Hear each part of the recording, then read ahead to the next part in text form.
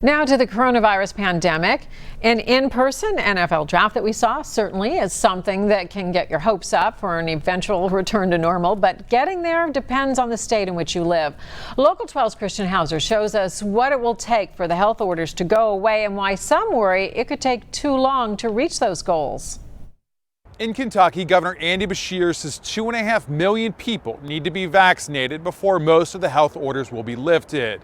Here on the Ohio side of the river, it's measured differently. Only 50 new cases per 100,000 people. Right now, both look like they're not going to happen anytime soon. In Covington, Libby's Southern Comfort General Manager, Rachel Williams, says business is bouncing back. All the employees that wanted to come back, we were able to bring back. We're still looking for help. We still need help. It's hard to find help right now. The restaurant, like all in Kentucky, is still limited to 60% capacity. That's one of the health orders expected to be lifted when the state hits that 2.5 million vaccinated mark.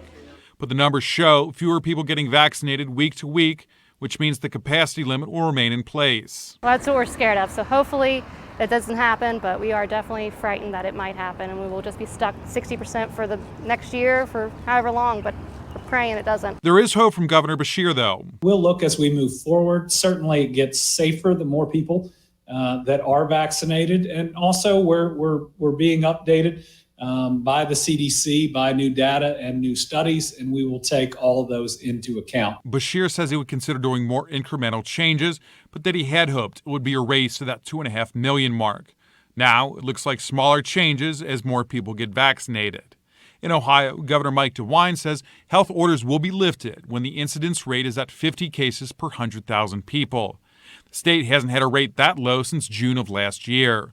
Right now, it's at just more than 155 cases per 100,000. DeWine has said he'd consider other metrics, including the number of people vaccinated, but he hasn't given any more information on what that would be. So right now, looks like both states will have a majority of these mandates potentially in place for a few more months. Christian Hauser, Local 12 News.